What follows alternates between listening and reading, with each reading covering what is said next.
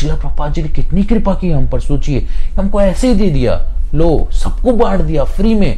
इसीलिए हमको कई बार हमको वैल्यू पता नहीं चलती, बट इट्स मतलब क्या बोलेंगे कि इसका कोई प्राइस तो क्या, कि मतलब इसका कोई पूरे ब्रह्मांड में भी अगर इसको तोला जाए तो भी इसका कोई मोल नहीं है, ये जो एक श्लोक है। So it's very powerful and we should take it very very seriously. एक बार क्या हुआ कि रामानुजाचार्य जी नदी तट पर गए थे स्नान करने, तो उन्होंने देखा कि एक व्यक्ति था वो छाता लेकर उल्टा चल रहा है। रामानुजाचार्य जी देख रहे हैं कर क्या रहा है, उल्टा चल रहा था। छाता किस पे, एक स्त्री के ऊपर रखा हुआ था और उस स्त्री को देखते हुए उल्टा चल रहा था, ऐसे छाता देखते हुए देखता हुआ जाता है। रामानुजाचार्य जी ने बोला अरे कर क्या रहा है, और शिष्य से बोला उसको बुलाना जरा, तो उसको बुलाया, तो बोला कि कर क्या रहे हो तुम, समझ नहीं आ रहा। तो बोला कि अरे आपने देखा नहीं मेरी पत्नी है वो। बोला पत्नी है तो ठीक है भाई, ये उल्टा क्यों चल रहे हो। बोला अरे आपने देखा नहीं वो कितनी सुंदर है। रामानुजाचार्य जी बोला हाँ तो सुंदर है तो उल्टा क्यों चल रहे हो। तो बोला कि अरे आपने देखा नहीं वो मेरी पत्नी की उसकी आंखें देखी नहीं, अरे कितनी सुंदर है कितनी सुंदर। तो रामानुजाचार्य जी बोला ठीक है तो भाई उल्टा चलने का मतलब क्या है छाता लेकर। बोले कि दरअसल ना मैं वो उसकी अपनी पत्नी की आंखों से ना आंखें हटा ही नहीं पाता हूँ, इतनी सुंदर आंखें, हाय मैं तो मर ही जाता हूँ उसकी आंखें देखकर। एक सेकंड के लिए भी आंखें हटाता हूँ ना बस, अभी आपसे बात कर रहा हूँ ना तो मुझे कितनी कैसे क्या फील हो रहा है कि जल्दी जाऊँ और अपनी पत्नी की आंखें देखूँ और उन्हें निहारूं। रामानुजाचार्य जी ने देखा, बोला अरे इसका तो बहुत बुरा हाल है भाई, पहली बार ऐसा केस देखा था। रामानुजाचार्य जी ने बोला कि ये इसको तो भाई ठीक करना पड़ेगा। अबे वो मेरी, मैंने तो एक निशान लगाया था, नहीं वो मेरी, अरे वो मेरी है, अरे वो कॉपिन तो मेरा है, मेरा अरे मेरा कॉपिन, मेरी धोती, लड़ाई हो गई इतने करके मंगल आरती के लिए सब लेट हो गए। फिर आए लड़ धोड़ के धोती बांध के गुस्से से आए खड़े हो गए।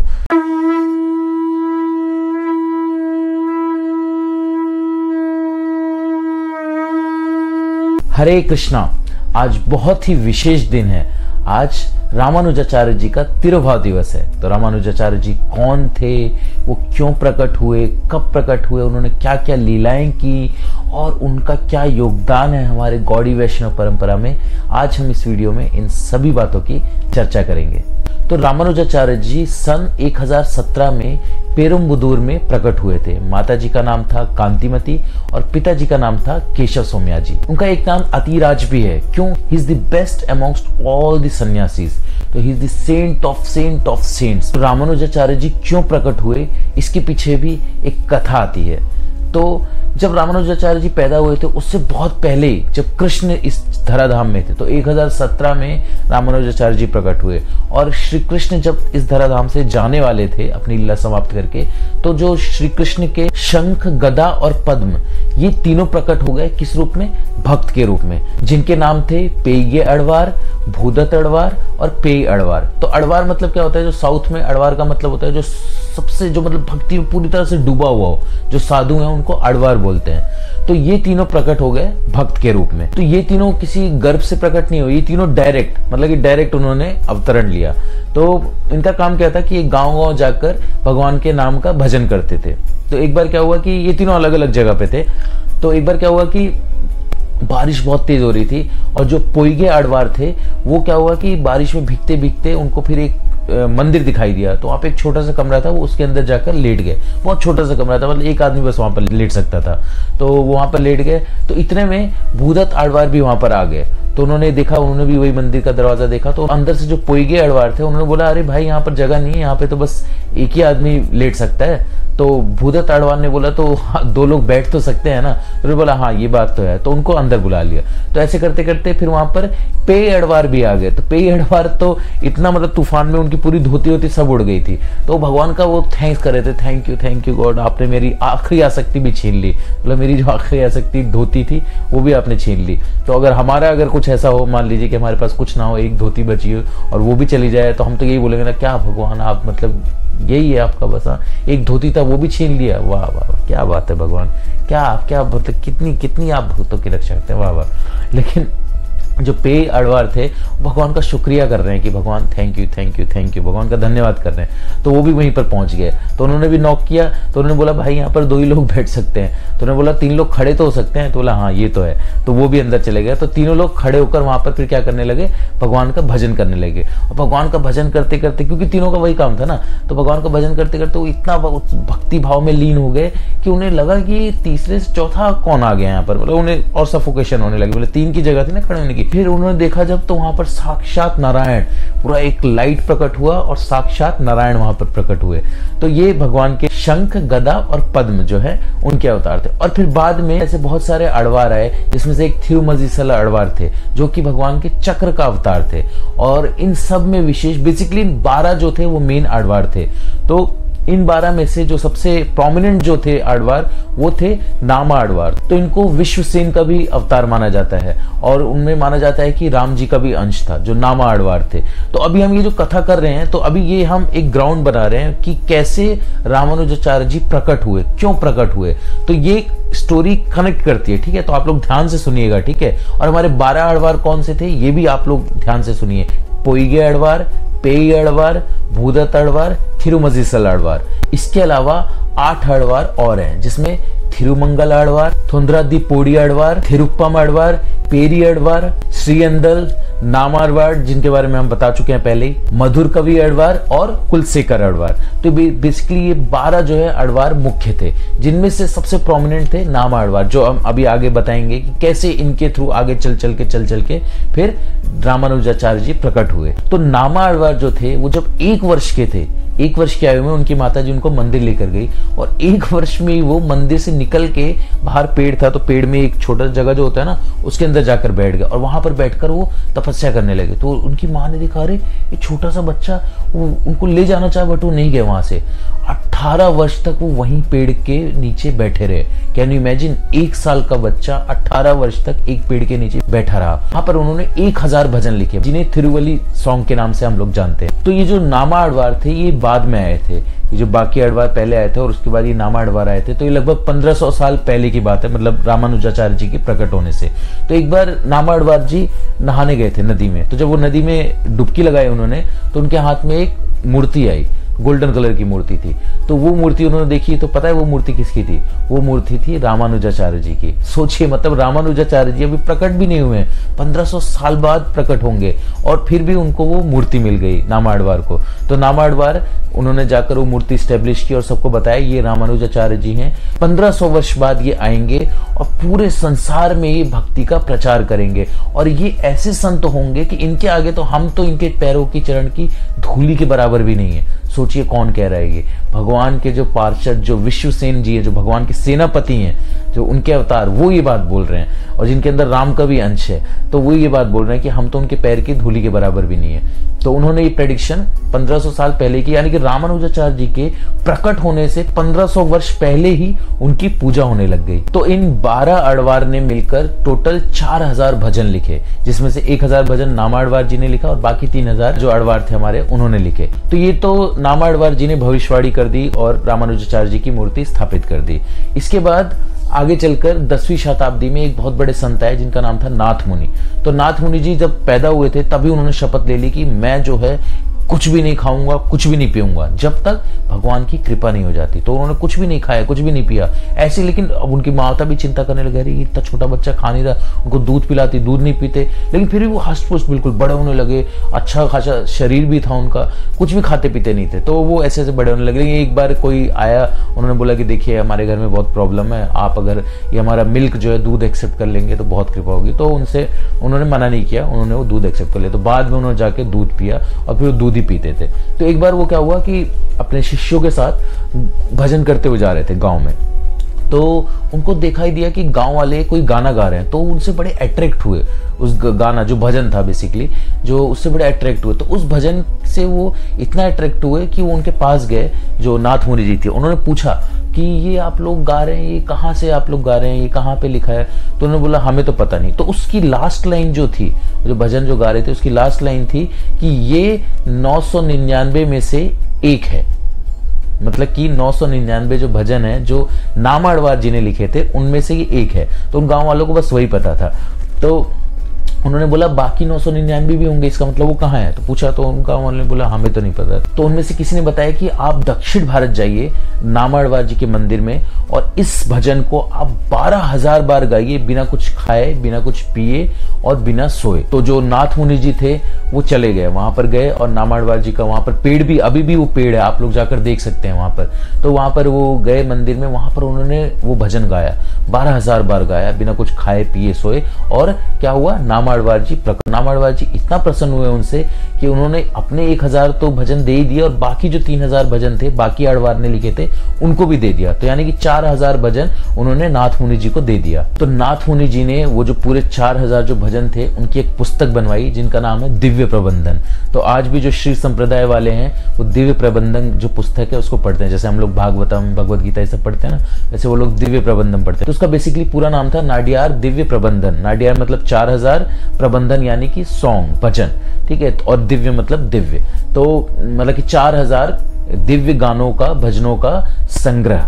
तो उसको उन्होंने पूरा उस बुक में लिखा नाथ मुनि जी ने। तो नाथ मुनि जी के जो बेटे थे वो भी बहुत बड़े भक्त थे। तो नाथ मुनि जी अपने बेटे और बहू को लेकर श्रीरंगम मंदिर गए, और वहां पर आवाज आई भगवान की कि जो आपका बेटा होगा, यानी कि नाथ मुनि जी का जो पोता होगा, वो बहुत बड़ा भक्त बनेगा, बहुत बड़ा भक्त बनेगा। और उनके बेटे हुए यमुनाचार्य जी, यानी कि नाथ मुनि के जो पोते हैं वो कौन है? यमुनाचार्य जी। और यमुनाचार्य जी कौन हुए? बाद में चलकर ये श्रीरंगम जो मंदिर है वहां के हेड बने। अब देखिए, अब यहां से स्टोरी कनेक्ट हो रही है, अब आप लोगों को थोड़ा थोड़ा समझ में आएगा, अभी तक थोड़ा क्लैरिफिकेशन नहीं था। तो देखिए, जो नाथ मुनि जी के पोते आ गए यमुनाचार्य जी। अब यमुनाचार्य जी बड़े हुए और बहुत बड़े संत बने। यमुनाचार्य जी के बारे में भी आप लोग जानते ही होंगे, बहुत विख्यात जो है हमारे आचार्य रहे हैं वो भी।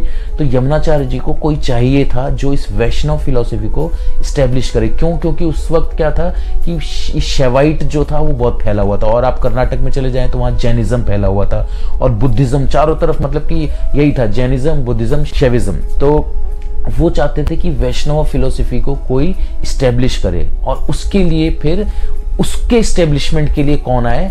रामानुजाचार्य जी। तो रामानुजाचार्य जी आए, और उन्होंने फिर जाकर आगे चलकर कैसे वैष्णव फिलॉसफी स्टैब्लिश किया उसके बारे में हम चर्चा करेंगे। उससे पहले हम चर्चा करेंगे कि आखिर जो रामानुजाचार्य जी थे ये किसके अवतार थे।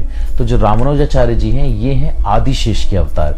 अभी कैसे पता चलता है? अब जैसे कल हमने चर्चा किया था माधवाचार्य जी के बारे में, तो उन्होंने खुद ही बता दिया था स्वयं कि वो किसके अवतार हैं, ऋग्वेद से प्रूफ करके। लेकिन रामानुजाचार्य जी ने खुद नहीं बताया। लेकिन 2 ऐसे इंसिडेंट हैं जो हमें पता है, जिसके थ्रू हमें पता चलता है कि वो आदिशेष के अवतार हैं। कैसे? कि वो क्या हुआ कि जब अच्छे खासे वो विख्यात हो गए थे, उनके 6,000 सन्यासी डिसाइपल थे। Can you believe? 6,000 Ramanujacharya ji के 6,000 सन्यासी डिसाइपल थे, और इसके अलावा 10,000 डिसाइपल और थे जो गृहस्थ। तो बहुत वो फेमस हो गए थे, बहुत फेमस हो गए थे।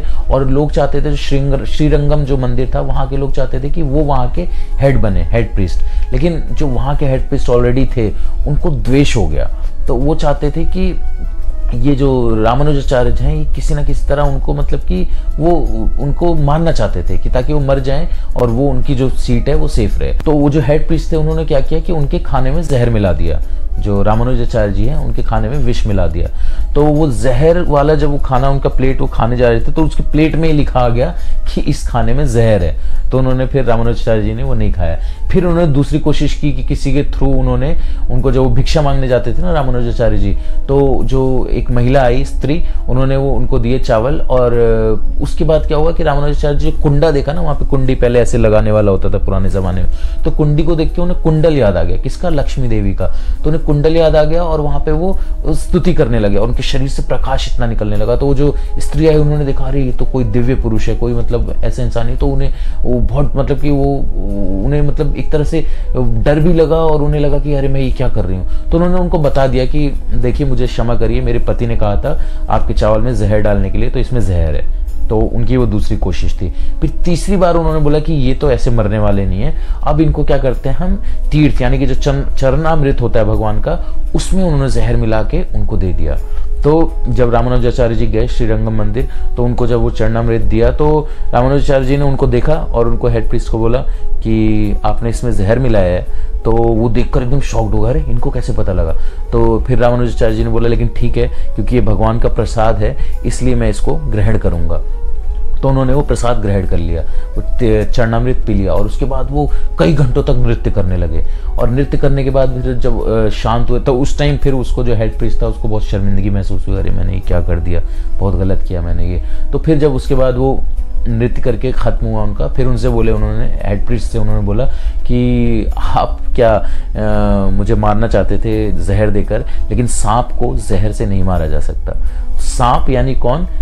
आदिशेष, जो मतलब कि भगवान विष्णु के जिस पर शैया हैं जो वो। तो इस तरीके से उन्होंने उनकी कोशिश बेकार गई, और यहाँ पर प्रूफ हुआ, मतलब उन्होंने बताया कि वो जो है आदिशेष क्या था। और दूसरा इंसिडेंट क्या हुआ, जब वो बहुत फेमस हो गए थे तो जो ये सारे शैवाइट्स, बुद्धिस्ट जितने भी थे, ये सब मिलकर इन्होंने क्या किया कि प्लान बनाया कि चलो चलते हैं और उनको हरा के आएंगे। तो उस टाइम हराना कैसे होता था? शास्त्रार्थ करके, क्वेश्चन आंसर। तो वो लगभग 200 लोग एक साथ मिलकर गए उनके पास, रामानुजाचार्य जी के पास, और बोला कि हम आपसे शास्त्रार्थ करेंगे। तो उन्होंने बोला ठीक है, आप लोग बैठ जाइए, मैं सबके, लेकिन सब एक साथ सब आ जाओ। तो बोला एक साथ, उन्होंने सोचा कि एक एक करके बुलाएंगे, तो एक साथ बुला रहे हैं। तो बोला वाह व्हाट अ कॉन्फिडेंस। तो बोला ठीक है, आप सब लोग बैठ जाइए और मैं आप सबके प्रश्नों का उत्तर दूंगा। लेकिन मतलब उन्होंने क्या किया कि एक पर्दा लगा दिया सामने, मतलब सबको बैठा दिया, सामने एक पर्दा लगा दिया। उन्होंने बोला आप लोग पूछते रहिए, मैं पर्दे के पीछे से उत्तर देता रहूंगा। तो वो लोग एक एक करके प्रश्न पूछते गए, एक एक करके अपना जो है तर्क वितर्क करते गए, और एक एक करके रामानुजाचार्य जी उनको आंसर करते गए, और उनकी जो बात है वो काटते गए, जो उनकी फिलॉसफी थी। तो ऐसे ऐसे करके 50, 60, 70, 80, 100, 150 क्वेश्चन वो सब देते। तो उनमें से एक आदमी ने सोचा कि क्या मतलब पर्दे के पीछे से बोल रहे हैं, क्या है ये, चक्कर क्या है? तो गया, उसने धीरे से पर्दा हटा के देखा, तो वहां पर 1000 फन वाले आदिशेष, अनंत शेष जी बैठे हुए थे। तो वो देखकर वो हैरान रह गया, हाँ ये क्या है? तो मतलब कि वो वहां पे अपने वास्तविक रूप में रामानुजाचार्य जी बैठे हुए थे। तो 1000 फन होते हैं ना, जो आदिशेष होते हैं उनके। तो फिर उनको वहां से फिर वो मतलब प्रूफ हो गया कि ये जो है आदिशेष के अवतार हैं। फिर वहां पे सबको ऐसे ही पता चल गया कि हाँ ये आदिशेष के ही अवतार हैं। तो कल हमने माधवाचार्य जी के बारे में बताया था। ऐसे ही आज रामानुजाचार्य जी का तिरुभाव दिवस है। तो ये कौन है? प्रथमो लक्ष्मणा, राम अनुज, मतलब कि राम के अनुज भाई यानी लक्ष्मण जी। प्रथमो लक्ष्मणा, द्वितीय बलराम, बलराम, और तृतीय रामानुजाचार्य। मतलब कि पहला कौन है? वो अवतार लक्ष्मण जी, जो कि आदिशेष की अवतार हैं, राम जी के छोटे भाई। फिर दूसरे बलराम, वो भी ठीक है, और तीसरे फिर अब रामानुजाचार्य जी के रूप में आए हैं। तो रामानुजाचार्य जी थोड़े बड़े हुए तो उनको कांची भेजा गया पढ़ने के लिए। तो कांची जब वो गए तो वहां पर उन्होंने गुरु बनाया यादव प्रकाश जी को। तो यादव प्रकाश जी कौन थे? वो मायावादी थे। तो एक बार क्या हुआ कि यादव प्रकाश जी पढ़ा रहे थे, लेटे हुए थे, बता रहे थे, और जो रामानुजाचार्य जी हैं वो उनके चरण दबा रहे थे। तो वो बता रहे थे, जो यादव प्रकाश जी हैं वो बता रहे थे कि पुंडरी काक्ष, इसका मतलब क्या है? मतलब कि पुंडरी यानी बंदर, यानी कि भगवान विष्णु के जो नेत्र हैं वो बंदर के पिछले भाग के समान लाल है। वो मतलब डेफिनेशन दे रहे हैं कि शंकराचार्य जी ने ये डेफिनेशन दी है। तो फिर जब उन्होंने ये डेफिनेशन दी तो उनको एहसास हुआ उनके पैर पे, उनका पैर गीला हो रहा है। तो उन्होंने देखा अरे ये क्या हो रहा है। तो फिर देखा, उन्होंने पूछा रामानुजाचार्य को, अरे तुम रो रहे हो, क्या हुआ? रामानुजाचार्य जी रो रहे थे। तो बोला कि, तो रामानुजाचार्य जी बोला आपने ये जो डेफिनेशन दिया है ये बहुत ही गलत है, बहुत ही गलत है, ये मैं मतलब सुन नहीं सकता, मुझसे बर्दाश्त नहीं हो रहा। तो यादव प्रकाश जी ने बोला क्या मतलब गलत है? तुम शंकराचार्य जो हैं उनके डेफिनेशन को तुम गलत बोल रहे हो? तो कह रहे हैं हाँ बिल्कुल गलत है। तो यादव प्रकाश जी ने बोला तुम बता दो, तुमको बहुत पता है तो तुम बता दो क्या मतलब है इसका। तो उन्होंने बताया कि पुंडरी, पुंडरी मीन्स कमल, लोटस फ्लावर, और अक्ष मतलब आंखें, नेत्र। तो भगवान के जो नेत्र हैं वो कमल के समान है, यानी कमल नयन। तो ये बहुत ही गंदी कमेंट्री की है शंकराचार्य जी ने।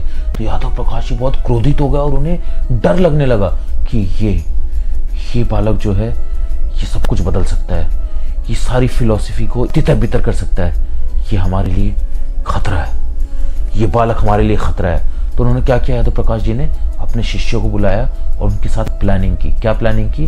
कि रामानुजाचार्य जी को हम मार देंगे। तो उन्होंने प्लानिंग की। तो उन्होंने बोला कि ऐसा करते हैं, हम जाते हैं तीर्थ में, मतलब नहाने के लिए, और वहां पर क्या करेंगे कि तुम लोग क्या करना, शिष्यों को बोल रहे हैं अपने कि उसके पैर नीचे से खींच के उसको डुबा के मार देना, ये सही रहेगा। तो जब यादव प्रकाश जी ये प्लानिंग कर रहे थे तो रामानुजाचार्य जी के कजन थे गोविंद, तो उन्होंने ये सुन लिया, और सुनकर फिर उन्होंने जाकर रामानुजाचार्य जी को सब बता दिया कि ऐसे ऐसे वो तीर्थ पे जाएंगे और वहां पर आपको मारने का इन्होंने प्लान बना रखा है। तो रामानुजाचार्य ने बोला अच्छा ऐसा है। तो वो लोग जाने लगे रास्ते में, तो रामानुजाचार्य ने बोला कि मैं आता हूँ, ऐसे करके वो पीछे गए और जंगल के रास्ते वो वहां से भाग गए। तो वो लोग फिर ढूंढने लगे, जो यादव प्रकाश और उनके शिष्य थे, कहाँ गया कहाँ गया कहाँ गया कहाँ गया।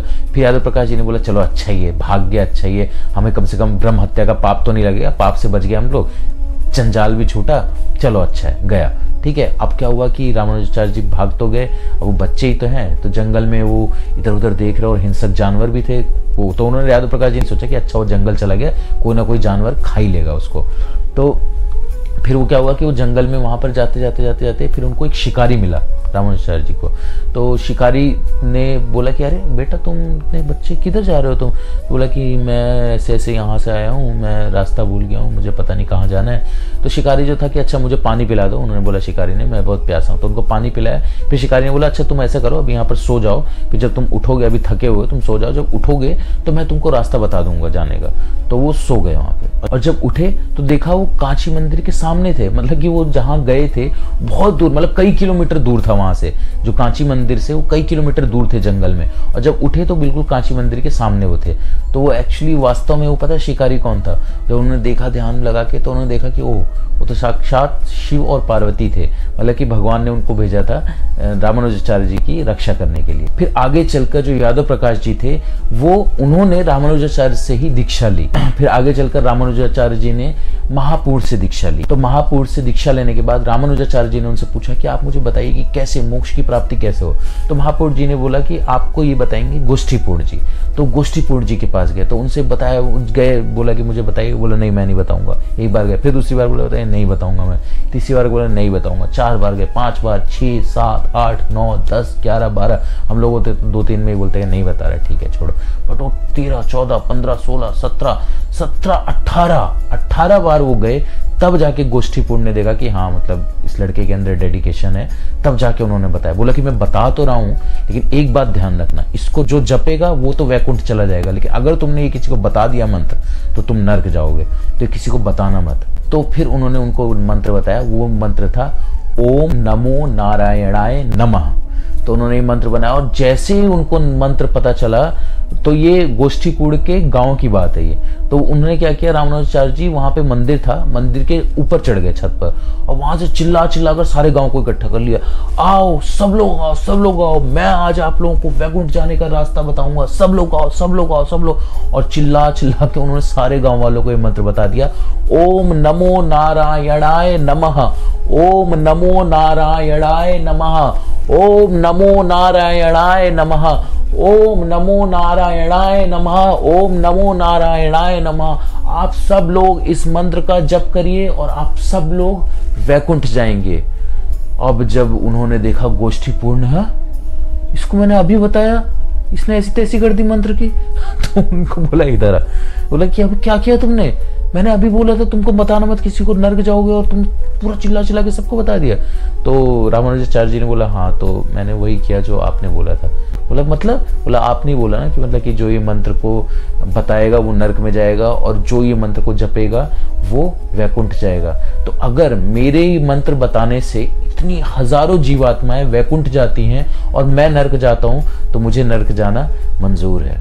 तो जब गोष्ठीपुर जी ने ये बात सुनी तो तुरंत दांडवत कर दिया, बोला कि मैं गुरु नहीं, आप मेरे गुरु हैं। मतलब कि इतना लोक कल्याण के बारे में सोचना, इतना लोगों के बारे में सोचना कि ये सब पतित आत्माएं हैं, इन सब का कल्याण हो जाए, भले ही मुझे नर्क में सड़ना पड़े। तो दिस इज कॉल्ड वैष्णव। ये होते हैं वैष्णव कि अपने ही फिक्र नहीं करते कि मेरे साथ क्या होगा, आई जस्ट डोंट केयर, दूसरों का भला होना चाहिए। ये थे हमारे रामानुजाचार्य जी। उधर जो यमुनाचार्य जी थे वो चाह रहे थे कि मतलब किसी तरह जो है रामानुजाचार्य जी उनके पास आ जाए, और रामानुजाचार्य जी भी शिक्षा लेने के लिए यमुनाचार्य जी के पास जाना चाहते थे। तो बल्कि होना मतलब कि चाहते तो थे दोनों, बट अरेंजमेंट नहीं हो पा रहा था। तो फाइनली फिर रामानुजाचार्य जी वहां पर गए यमुनाचार्य जी के पास, लेकिन जब तक वो पहुंचे तब तक यमुनाचार्य जी जो थे वो अपनी लीला समाप्त करके जा चुके थे। लेकिन उनका शरीर वहां पर पड़ा हुआ था, लेकिन उनकी 3 उंगली जो है ऐसे मुड़ी हुई थी, मतलब 3 उंगली ऐसे थी ऐसे। तो उन्होंने पूछा रामानुजाचार्य जी ने उनके शिष्यों से कि ये इनकी 3 उंगली ऐसे मुड़ी हुई क्यों है? तो शिष्यों ने बताया कि इनकी 3 इच्छा जो है वो अपूर्ण रह गई, मतलब कि 3 इच्छा थी जो उनकी पूरी नहीं हुई। तो लेकिन वो 3 इच्छा क्या है किसी को पता नहीं।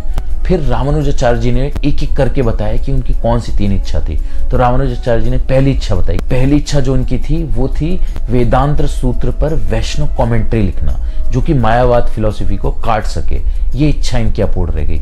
तो उनकी 3 उंगली ऐसे थी जिसमें से 1 उंगली ऐसे खुल गई, अब 2 उंगली अंदर है। तो फिर दूसरी इच्छा उन्होंने बताई कि पराशर भट्ट जैसा कोई दूसरा बने। तो पराशर भट्ट जी कौन है? व्यासदेव के पिताजी, जिन्होंने ये अपना विष्णु पुराण लिखा है। तो जैसे हमारे संप्रदाय में भागवत पुराण मुख्य है, श्री संप्रदाय में विष्णु पुराण मुख्य है। तो पराशर भट्ट जी ने लिखा था। तो यमुनाचार्य जी चाहते थे कि कोई पराशर भट्ट बने, तो उनकी दूसरी उंगली भी ऐसे खुल गई, अब 1 उंगली नीचे है, ठीक है। तो तीसरी इच्छा उन्होंने बोली कि जो तिरुवल्लुमुरी जो सॉन्ग्स हैं, जो सॉन्ग्स का कलेक्शन है, भजन है जो 4000, उन पे कमेंट्री लिखे कोई। तो फिर उनकी आखिरी उंगली भी खुल गई। बल्कि उनकी 3 इच्छाएं जो हैं वो रामानुजाचार्य जी ने बताई, और रामानुजाचार्य जी ने प्रण लिया कि ये तीनों इच्छाएं मैं पूरी करूंगा। और यमुनाचार्य जी भी यही चाहते थे कि रामानुजाचार्य जी उन इच्छाओं की पूर्ति करें। और आगे चलकर रामानुजाचार्य जी ने तीनों इच्छाएं पूरी भी की। उन्होंने वेदांत सूत्र पर कमेंट्री लिखी, जिसे श्री भाष्य के नाम से जानते हैं। तो मेजर उन्होंने 3 बुक्स लिखी थी, श्री भाष्य, वेदांत संग्रह, और जो 4000 भजन थे उनके कमेंट्री। और वेदांत संग्रह को और एक्सप्लेन करने के लिए उन्होंने वेदांत रहस्य और वेदांत प्रदीप लिखा। तो बेसिकली 1, 2, 3, 4, 5 बुक्स हो गई। तो यमुनाचार्य जी के धराधाम से जाने के बाद फिर रामानुजाचार्य जी वापस अपने गांव पेरुम्बदूर आ गए। तो वहां पर उनकी शादी भी हो चुकी थी, पत्नी थी। एक बार क्या हुआ, वो शूद्र भक्त थे, तो वो उनके घर आए। तो उनकी पत्नी ने, जो रामानुजाचार्य की पत्नी थी, वो ज्यादा बहुत बड़ी कोई भक्त नहीं थी। तो उन्होंने क्या किया, उनको खाना खिलाया, प्रसाद खिलाया। और उसके बाद फिर जब वो चले गए, तो क्योंकि वो शूद्र थे, तो उन्होंने पूरा घर अच्छे से साफ किया और फिर खुद भी नहाए। तो जब रामानुजाचार्य जी आए तो उन्होंने देखा इतना मतलब पानी वानी हर जगह। उसके बाद उनकी पत्नी भी नहा कर आई। बोला क्या हुआ ये? तो बोला कि वो शूद्र थे ना, इसलिए मैंने मतलब ये सब घर की सफाई की। तो बहुत गुस्सा हो गए। रामानुजाचार्य जी बोला तुमने क्या किया, एक वैष्णव के बारे में तुम ऐसी दृष्टि रखती हो? तो उनको क्या किया, अपनी पत्नी को मायके भेज दिया। और उनको मायके भेजा इधर से, और इधर से खुद निकल गए संन्यास लेने के लिए। तो उन्होंने संन्यास ले लिया और संन्यास लेकर वो कांची आ गए। लेकिन जो यमुनाचार्य जी थे, उनकी इच्छा थी कि वो जो रामानुजाचार्य जी हैं वो श्रीरंगम के हेड बने, मतलब वहां पे वो लोगों को मतलब मार्गदर्शन करे लोगों का। तो वहाँ पे श्रीरंगम से भक्त आया, उन्होंने बोला कि देखिए आप प्लीज़ चलिए रामानुजाचार्य जी को, कि आपको वहाँ पर मतलब रामानुजाचार्य जी की इच्छा थी कि आप वहाँ पर रहें। तो वहाँ पे जो कांची के भक्त हैं उन लोगों को से भी बोला। तो वहाँ के भक्त इतने क्रोधित हो गए, क्यों? क्योंकि उनकी इतनी आसक्ति हो गई थी रामानुजाचार्य जी से, इतने वो लोग जुड़ गए थे, इतना प्रेम हो गया था कि वो लोग छोड़ना ही नहीं चाह रहे थे रामानुजाचार्य जी को। बोले देखो हम, अगर तुमने दोबारा बोला तो हम तुम्हारा खून कर देंगे, चले जाओ यहाँ से। बोले इतना क्रोधित हो गए, बोले कि कैसे कोई हमसे रामानुजाचार्य को छीन सकता है। तो कई बहुत सारी कोशिशें की वहाँ पे श्रीरंगम वालों ने, लेकिन रामानुजाचार्य जी को वो नहीं ला पाए। तो फाइनली फिर उन्होंने प्लानिंग की। तो वहाँ पे एक रंगा था, तो रंगा जी बहुत बड़े भक्त थे। तो रंगा जी जो थे उनकी आवाज़ बहुत ही मधुर थी। तो वो उन्होंने प्लान बनाया कि आप जाइए वहाँ पर भजन गाइए। तो रंगा जी आए यहाँ पर कांची में, उन्होंने भजन गाया, एक से एक मधुर भजन गाया। तो जो कांची के जो हेड प्रीस्ट थे वो बहुत उनसे प्रसन्न हो गए। बोले उनसे कि मांगो, तुम्हें जो मांगना है वो मांगो, मैं बहुत प्रसन्न हूँ। तो उन्होंने क्या बोला कि मुझे रामानुजाचार्य दे दो। तो वो बोलते क्या रामानुजाचार्य? नहीं, हरगिज नहीं, असंभव, प्रलय आ जाएगा, लेकिन हम रामानुजाचार्य जी को नहीं देंगे। तो बोला कि देख लीजिए, आपने तो वायदा किया था, अब आपके ऊपर है। तो उस टाइम कीमत होती थी कि अगर किसी ने जबान दे दी तो दे दी। तो आज की तरह नहीं कि जैसे एक बोल दिया कि हाँ कर दूंगा, उसके बाद याद भी नहीं है क्या बोला था। तो फाइनली फिर अब भाई प्रॉमिस किया था तो उनको देना ही पड़ा। तो रामानुजाचार्य जी फिर फाइनली श्रीरंगम आ गए। तो वहां श्रीरंगम में उनके 2 मुख्य शिष्य बने, एक कुरैशी और दूसरा गोविंद। तो जो गोविंद तो वही है, जो उनके कजन थे वही बाद में उनके शिष्य बने। तो कुरैशी कौन थे? कुरैशी जो है उनका इतना प्रेम था रामानुजाचार्य से। तो एक बार उन्होंने बोला कि मेरी इच्छा है कि मैं आपसे पहले शरीर छोड़ूं। बोला क्यों, ऐसा क्यों बोल रहे? रामानुजाचार्य जी ने बोले क्योंकि अब मैं अगर नहीं गया पहले तो वहां पर जो है भगवान के धाम में आपका वेलकम कौन करेगा? कोई तो होना चाहिए ना। मतलब कि देखिए उनकी क्या भावना थी गुरु के प्रति, कि मतलब कि he was first of all he was so sure कि मतलब वो जाएंगे जाएंगी जाएंगी। क्यों? क्योंकि उनके गुरु जो है रामानुजाचार्य जी हैं, और उसके बाद उनकी ऐसी वो थी कि मतलब भावना कि वो गुरु का वेलकम करें जाके वहाँ पे। तो अब क्या था कि अब उनको आगे चल के लिखना था वेदांत सूत्र पे भाष्य, लेकिन क्या था कि वहाँ पर सिर्फ और सिर्फ शंकराचार्य जी का जो वेदांत सूत्र पे जो भाष्य था, वो कमेंट्री थी, वो बहुत फेमस थी, क्योंकि शंकराचार्य ने इतना प्रचार किया था। तो अब उनको कुछ वैष्णव वो चाहिए था, वैष्णव का कुछ मतलब कमेंट्री चाहिए था जिससे कि वो लिख सकें। तो उनको पता चला कि एक बोधायन ऋषि थे, उन्होंने लिखा था इस पे वेदांत सूत्र पे भाष्य। तो लेकिन वो कहाँ पे है? वो कश्मीर में है। तो उन्होंने बोला ठीक है हम कश्मीर जाएंगे। तो रामानुजाचार्य जी गोविंद और कुरैशी को लेकर चले गए कश्मीर। तो कश्मीर गए तो वहाँ पे जो जहाँ पर था वो लोग मना कर रहे थे कि नहीं नहीं, ये हमारे पास इतना, हमने हज़ारों साल से इसको संभाल के रखा है, हम आपको ऐसे कैसे दे दें। तो फिर वहाँ के जो राजा थे, तो राजा से उन्होंने रिक्वेस्ट किया, तो राजा को उन्होंने प्रसन्न किया। राजा को मतलब उन्होंने ऐसी ऐसी मतलब जो स्पिरिचुअल जो आध्यात्मिक बातें बताई, तो राजा बहुत प्रसन्न हुआ, बोला कि हाँ ठीक है मैं आपको दिलवाऊंगा, आप बिल्कुल चिंता ना करिए। तो राजा ने फिर वो जो था, जो कमेंट्री थी बोधायन ऋषि की, वो उनको दिलवा दी। तो रामानुजाचार्य जी उसको लेकर जब आ रहे थे गोविंद और कुरैशी के साथ, तो रात को सोए, सुबह निकले तो वहाँ जो कश्मीर के पंडित थे सारे आ गए तलवार वगैरह लेके उनको मारने के लिए। बोला हमें ये वापस कर दो नहीं तो हम तुम्हें मार डालेंगे। तो उनको बड़ा दुख हुआ, रामानुजाचार्य जी को बोला अब तो क्या कर, देना ही पड़ेगा, तो उनको वापस दे दिया। तो रामानुजाचार्य जी बहुत दुखी हो गए। तो कुरैशी ने बोला आप चिंता मत कीजिए, मैंने सारा वो पढ़ लिया है और मैंने सब याद कर लिया है। तो रामानुजाचार्य जी बड़े प्रसन्न हुए, और ऐसा देखिए उनकी मेमोरी कितनी शार्प कुरैशी की, उन्होंने रात भर में वो पढ़ा सारा और जाकर एज इट इज श्रीरंगम में उसे उतार दिया। फिर उसका रेफरेंस लेके फाइनली रामानुजाचार्य जी ने वेदांत सूत्र पे फिर वैष्णव भाष्य लिखे, बहुत ही सुंदर भाष्य जिसका नाम है श्री भाष्य। तो इस तरह से उन्होंने एक इच्छा तो पूरी कर दी यमुनाचार्य जी की कि ब्रह्म सूत्र पर उन्होंने भाष्य लिख दिया।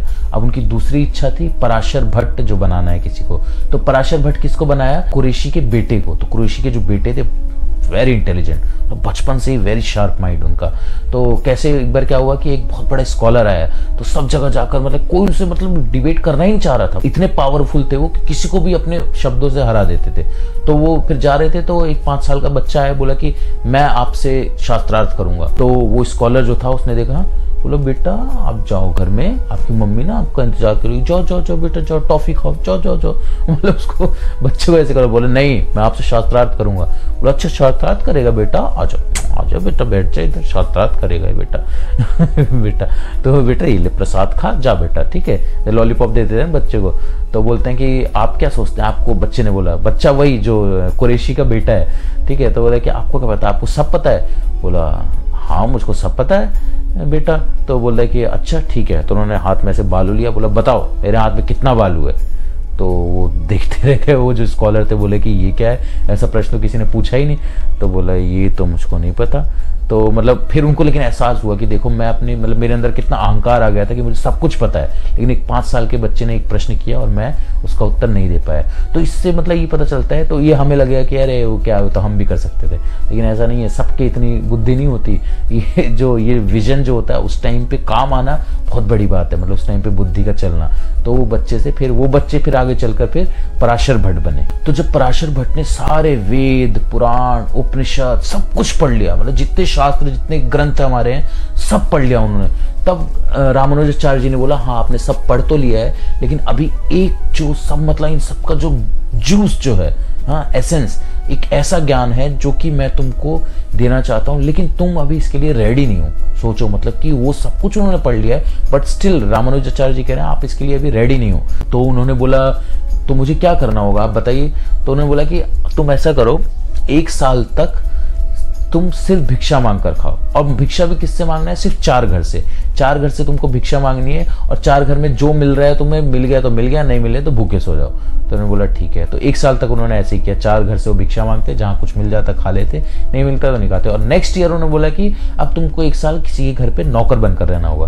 क्यों? क्योंकि वो उनका जो, अगर उनके अंदर ईगो आ सकता है ना कि मतलब मैंने इतने सारे शास्त्र पढ़ लिए हैं, मैं बहुत बड़ा ज्ञानी पंडित हो गया हूँ, तो इस ईगो को मतलब अहंकार को शांत करने के लिए उन्होंने ऐसा करवाया रामानुजाचार्य जी ने। उसके बाद ही वो ज्ञान दे सकते थे, जो कि बहुत ही गुहितम ज्ञान है।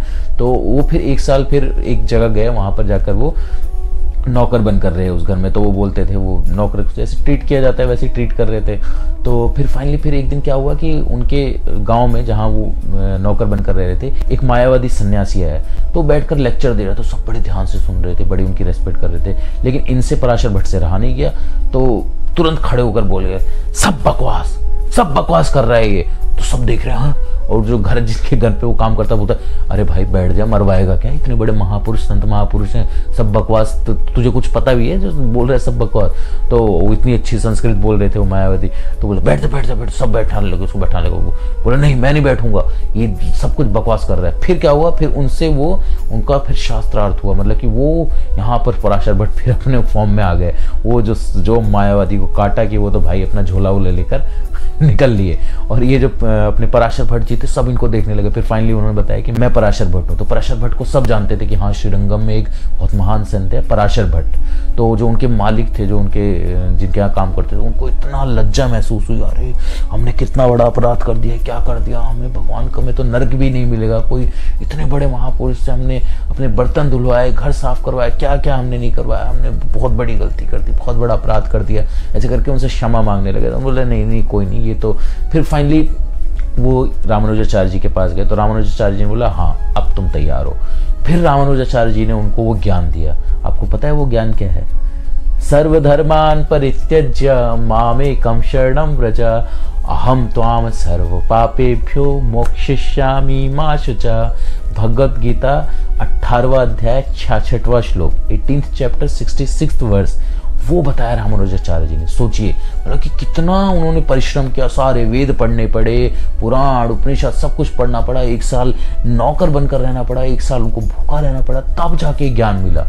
सोचिए कितना डीप, कितना गुहितम ज्ञान है। और हम क्या है, हम उसको कितना लाइटली लेते हैं कि हाँ ठीक है, हमें पता है तो हमें लगता है हाँ ठीक है। श्रील प्रभुपाद जी ने कितनी कृपा की हम पर, सोचिए हमको ऐसे ही दे दिया, लो सबको बांट दिया फ्री में।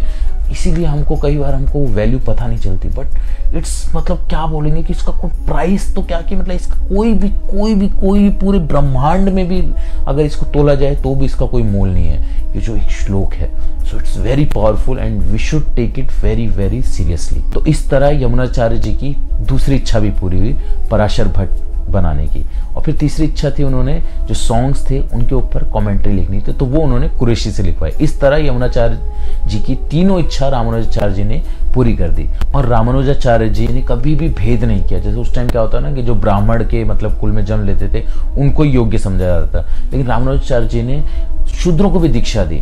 तो एक बार क्या हुआ कि रामानुजाचार्य जी नदी तट पर गए थे स्नान करने, तो उन्होंने देखा कि एक व्यक्ति था वो छाता लेकर उल्टा चल रहा है। रामानुजाचार्य जी देख रहे हैं कर क्या रहा है, उल्टा चल रहा था। छाता किस पे, एक स्त्री के ऊपर रखा हुआ था और उस स्त्री को देखते हुए उल्टा चल रहा था, ऐसे छाता देखते हुए दिखता हुआ जाता है। रामानुजाचार्य जी ने बोला अरे कर क्या रहा है। अब शिष्य से बोला उसको बुलाना जरा, तो उसको बुलाया। तो बोला कि कर क्या रहे हो तुम, समझ नहीं आ रहा। तो बोला कि अरे आपने देखा नहीं मेरी पत्नी है वो। बोला पत्नी है तो ठीक है भाई, ये उल्टा क्यों चल रहे हो। बोला अरे आपने देखा नहीं वो कितनी सुंदर है। रामानुजाचार्य जी बोला हाँ तो सुंदर है तो उल्टा क्यों चल रहे हो। तो बोला कि अरे आपने देखा नहीं वो मेरी पत्नी की उसकी आंखें देखी नहीं, अरे कितनी सुंदर है कितनी सुंदर। तो रामानुजाचार्य जी बोला ठीक है तो भाई उल्टा चलने का मतलब क्या है छाता लेकर। बोले कि दरअसल ना मैं वो उसकी अपनी पत्नी की आंखों से ना आंखें हटा ही नहीं पाता हूँ, इतनी सुंदर आंखें, हाय मैं तो मर ही जाता हूँ उसकी आंखें देखकर। 1 सेकंड के लिए भी आंखें हटाता हूँ तो बस अभी आपसे बात कर रहा हूँ ना तो मुझे कितनी कैसे क्या फील हो रहा है कि जल्दी जाऊँ और अपनी पत्नी की आंखें देखूँ और उन्हें निहारूँ। रामानुजाचार्य जी ने देखा, बोला अरे इसका तो बहुत बुरा हाल है भाई, पहली बार ऐसा केस देखा था। रामानुजाचार्य जी ने बोला कि ये इसको तो भाई ठीक करना पड़ेगा। तो रामानुजाचार्य जी ने बोला अच्छा ठीक है, अगर तुम्हें मैं उससे अच्छी आंखें दिखा दूं तो बोला हो ही नहीं सकता, मेरी पत्नी से सुंदर आंखें, क्या बात करते हो, जाओ जी हम मानते ही नहीं। रामानुजाचार्य जी ने बोला कि अगर मैंने दिखा दिया तो क्या अगर मैंने इससे सुंदर आंखें दिखा दी। तो बोला कि अगर आपने इससे सुंदर आंखें दिखा दी तो मैं अपनी पत्नी का त्याग कर दूंगा। तो रामानुजाचार्य जी ने बोला ठीक है आप कल आ जाओ सुबह 5 बजे मंगल आरती में। तो श्रीरंगम मंदिर में उनको बुलाया। तो उससे पहले रामानुजाचार्य जी ने भगवान से प्रे किया कि भगवान आप इसको थोड़ा सा अपनी जो आंखें हैं थोड़ा सा, एक झलक बस, ज़्यादा नहीं, थोड़ा सा दिखा दो थोड़ा सा। तो अब रामानुजाचार्य जी बोल रहे हैं भगवान कैसे नहीं मानेंगे। तो सुबह आया वो व्यक्ति, धनुर्दास नाम था उसका, धनुर्दास। तो धनुर्दास आया, भगवान का पट खोला, धनुर्दास ने देखा,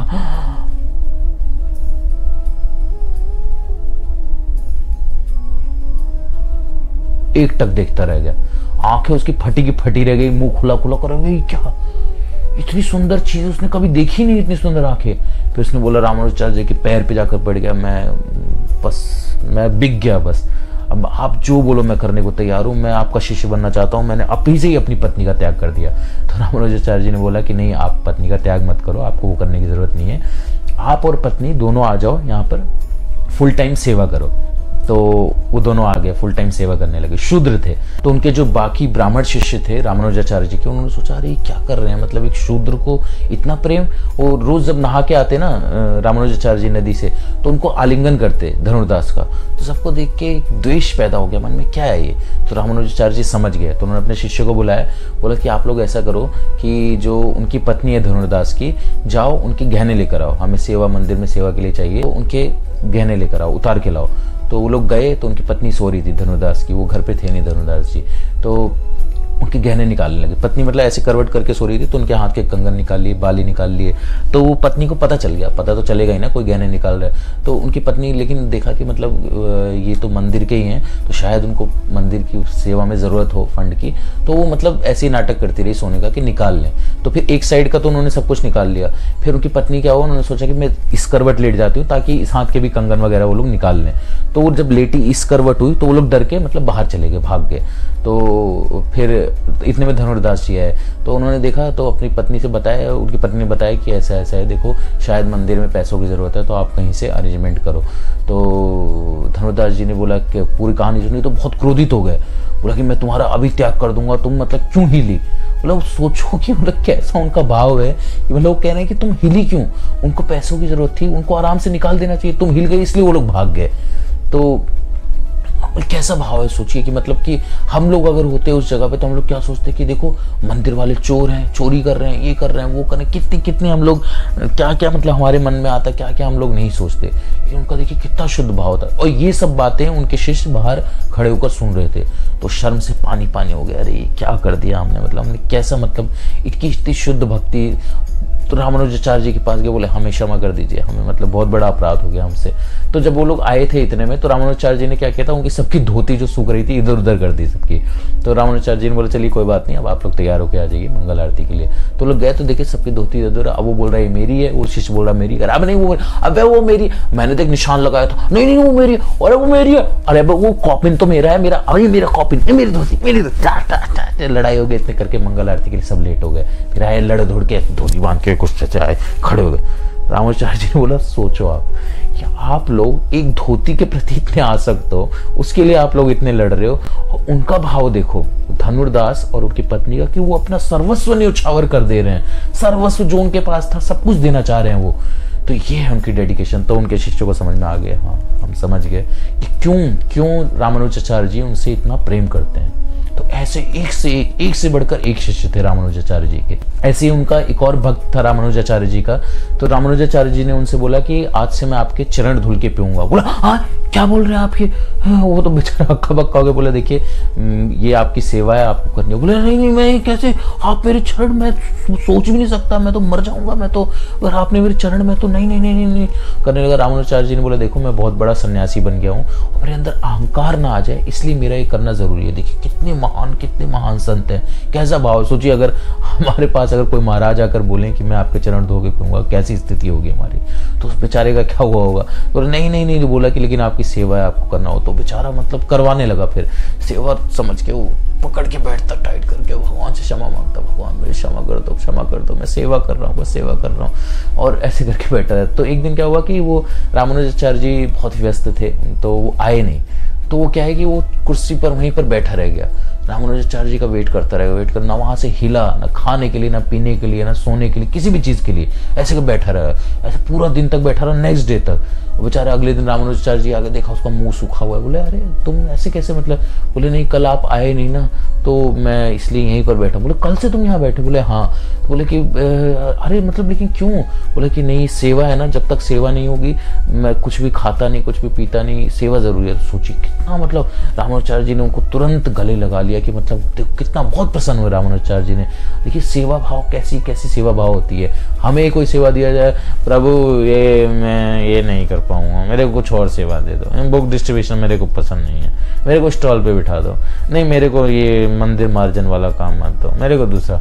हम डिमांड करते हैं कि नहीं मुझको ये सेवा चाहिए, मुझको पसंद नहीं है। ये सेवा मतलब सेवा होती है, जो सेवा मिले हमको करनी चाहिए। अगर हमें टॉयलेट भी क्लीन करने की सेवा मिली है तो भगवान की सेवा समझ के वो करनी चाहिए। जितनी जितनी तुच्छ सेवा हम करेंगे उतना ज्यादा हम भक्ति में आगे बढ़ेंगे, ये हमेशा हमको याद रखना है। तो ऐसे उनके एक से बढ़कर एक शिष्य थे, जिनमें कुरैशी, जिनके बारे में हमने बताया। तो कुरैशी ने बाद में बहुत बड़ा बलिदान भी दिया रामानुजाचार्य जी के लिए। क्या कि जो चोला डायनेसिटी थी, तो वहां का जो राजा था वो शैवाइट था। तो उसने देखा कि ये तो वैष्णविज्म फैला रहे हैं, तो उन्होंने बोला कि जाओ अपने सिपाही को भेजा और उस रामानुजाचार्य से लिखवा कराओ कि शिव ही भगवान है। तो वो लोग गए सिपाही, तो उसको जो कुरैशी थे उनको पता चल गया। तो उन्होंने क्या किया कि अपना वस्त्र रामानुजाचार्य जी को पहना दिया और रामानुजाचार्य जी का सन्यासी वस्त्र वो खुद पहन लिया। और रामानुजाचार्य जी जो है वो कर्नाटक चले गए। तो वो लोग आए तो बोला कि तू ये रामानुजाचार्य, बोला हाँ मैं ही हूँ। उसको पकड़ के ले गए बंदी बना के, बोले चल हमारे साथ। फिर वो गए वहाँ पे चोला जो डायनेसिटी है उनके किंग के पास, बोला कि राजा ने बोला लिखो शिव ही भगवान है, यहाँ पर लिखो। बोले ठीक है लिखता हूँ। तो लिखा कि विष्णु से ऊपर कोई नहीं और रामानुजाचार्य जैसा कोई संत नहीं। राजा क्रोधित हो गया, आंख बबूला हो गया, तेरी ये सुरफ, ये हिम्मत, तूने मेरे सामने तू ये गुस्ताखी कर रहा है। उस तुरंत क्या किया, उसके आंख फुड़वा दिए। कुरैशी के दोनों आंख फूट गए और फुड़वा के आंख फेंक दिया बाहर। तो बाहर जब फेंक दिया बेचारा तड़पता रहा, इधर उधर भागता रहा, क्या करे। फिर फाइनली फिर आगे चलकर फिर रामानुजाचार्य जी का लेटर आया कुरैशी के पास।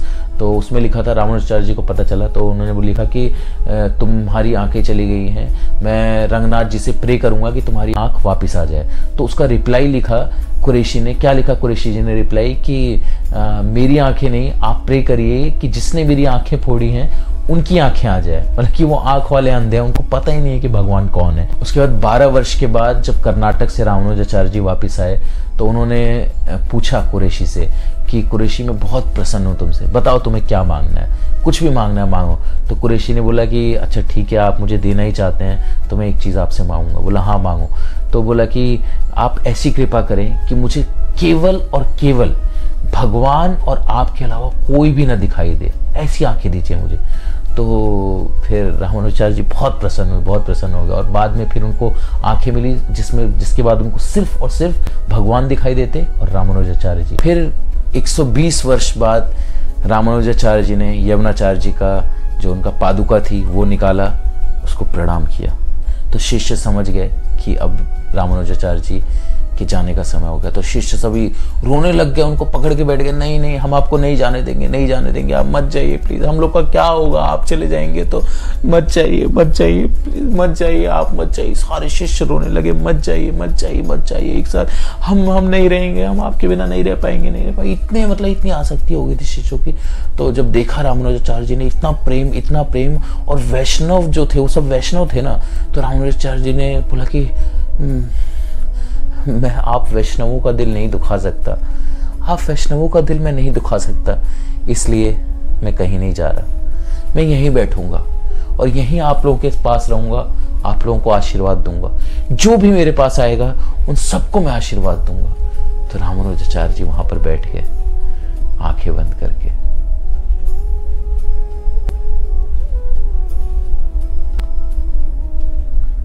और आज तक रामानुजाचार्य जी वहीं पर बैठे हुए हैं, वहीं पर सबको आशीर्वाद दे रहे हैं। आप लोग भी अगर श्रीरंगम जाएंगे तो रामानुजाचार्य जी के दर्शन कर सकते हैं। वो आज भी वहां पर सशरीर बैठे हुए हैं, आज भी उनके हाथों के नाखून बढ़ते हैं जिन्हें काटना पड़ता है। सोचिए, मतलब कि सशरीर रामानुजाचार्य जी बैठे हुए, इतने महान वैष्णव, इतने महान आचार्य जिन्होंने केवल संसार का भला किया, लोगों के बारे में सोचा, लोक कल्याण के बारे में, भगवान की भक्ति का प्रचार प्रसार किया, उसके अलावा उन्होंने कुछ भी नहीं सोचा।